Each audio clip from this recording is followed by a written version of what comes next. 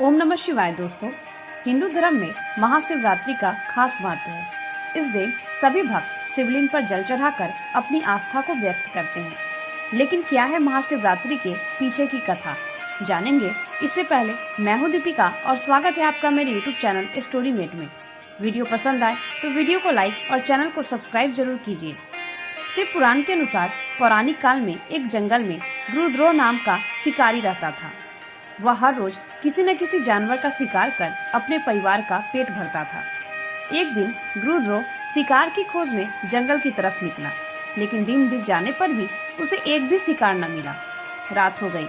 हताश व निराश होकर वह एक नदी के किनारे स्थित एक पेड़ पर चढ़कर बैठ गया, यह सोचकर कि कोई न कोई जानवर तो पानी पीने इस नदी के पास जरूर आएगा, अब मैं उसका शिकार कर लूंगा। भगवान की कृपा से कुछ देर बाद एक हिरनी पानी पीने उस नदी के पास आई। उस हिरनी को देखकर गृध्रो अपनी 3 कमान को संभालने लगा, जिस वजह से उसके पास रखे जल भरे कलश से कुछ पानी की बूंदें नीचे गिर गयी। वह साथ में कुछ बेलपत्र भी नीचे की तरफ गिर गए। इस सरसराहट से हिरनी सावधान हो गई। वो शिकारी गृध्रो की तरफ देखी। उसे तीर कमान के साथ देखकर हिरनी भयभीत हो गई। वह कांपते स्वर में बोली, मुझे मत मारो। तब शिकारी ने कहा कि मैं और मेरा परिवार भूखा है, इसलिए मैं तुम्हें नहीं छोड़ सकता। तब हिरनी ने बड़े कातर स्वर में कहा कि मैं वादा करती हूँ, मैं अपने बच्चों को अपनी बहन व स्वामी को सौंपकर जल्द ही तुम्हारे पास आ जाऊंगी। शिकारी ने उसकी बातों पर भरोसा कर लिया और हिरनी वहाँ से चली गई। इस तरह रात का एक पहर बीत गया। शिकारी दूसरे शिकार के इंतजार में उसी बेल के पेड़ पर बैठा रहा। कुछ ही देर में उसी हिरनी की बहन उसे खोजते हुए ही वहाँ आ गई और नदी किनारे आकर जल पीने लगी। उसे देखकर शिकारी ने फिर से अपना धनुष कमान संभाला और इसी क्रम में फिर से उसके हाथों से पास रखे जल भरे कलश से कुछ पानी की बूंदें नीचे गिर गई। वह साथ में कुछ बेल पत्र भी नीचे गिर गए। इस सरसराहट से यह हिरनी भी सावधान हो गई और शिकारी की तरफ देखी। डरती हुई बोली, यह क्या कर रहे हो, मुझे मत मारो। तब शिकारी ने फिर कहा, मैं और मेरा परिवार सुबह से ही भूखा है, तुम्हें मारकर मैं अपने परिवार का पेट भरूंगा। तब हिरनी ने कहा कि यह तो अच्छा है कि मेरा यह नश्वर शरीर किसी के काम आ जाएगा, लेकिन मेरे बच्चे अकेले हैं। एक बार मैं उन्हें अपने स्वामी को सौंप दूं, फिर तुम्हारे पास स्वयं आ जाऊंगी।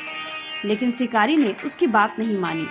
तब हिरनी ने कहा, मुझे पता है, जो एक बार वचन देकर अपनी बातों से पलट जाता है, उसके जीवन का सारा पुण्य नष्ट हो जाता है। मेरा विश्वास करो, मैं जरूर आऊंगी। शिकारी ने उसकी बातों का भरोसा कर लिया और उसे जाने दिया। इस तरह रात का दूसरा पहर भी बीत गया। अब शिकारी चिंता में पड़ गया कि अगर दोनों हिरनियों में से कोई लौटकर न आई तो वह घर क्या लेकर जाएगा। उसके माता पिता व बच्चे भूख से तड़प रहे होंगे। शिकारी इसी सोच में डूबा हुआ था कि उसी वक्त एक हिरन पानी पीने वहां आया। शिकारी ने उसे देखते ही अपने तीर कमान को साध लिया और फिर ऐसा करते हुए जल की कुछ बूंदें नीचे धरती की तरफ गिरी और साथ में कुछ बेल पत्र भी गिर गए। इस सरसराहट की आवाज सुनकर हिरन शिकारी की तरफ देखा और पूछा, तुम क्या कर रहे हो? शिकारी ने कहा, मैं और मेरा परिवार भूखा है, अतः तुम्हें मारकर मैं अपने परिवारजनों का पेट भरूंगा। हिरन ने कहा, यह तो मेरा सौभाग्य है कि मेरा शरीर तुम्हारे परिवार के पेट भरने के काम आएगा, लेकिन मुझे कुछ समय दो ताकि मैं अपने बच्चों से मिलकर उन्हें उनकी माता को सौंप दूं। पहले तो शिकारी नहीं माना, लेकिन हिरन के वचन देने पर शिकारी को उस पर दया आ गई और उसने उसे जाने दिया। इस तरह रात का तीसरा पहर भी बीत गया। कुछ देर बाद शिकारी ने उन दोनों हिरनियों को और उस हिरन को अपने बच्चों के साथ आते देखा, जो उसके लिए प्रस्तुत थे। एक साथ पूरे परिवार को देखकर शिकारी को उन पर दया आ गई और उसने पूरे परिवार को जाने दिया। उसके ऐसा करते देख भगवान शिव स्वयं प्रकट हो गए। शिकारी को अपनी आंखों पर विश्वास नहीं हुआ। उसके सारे पाप धुल गए।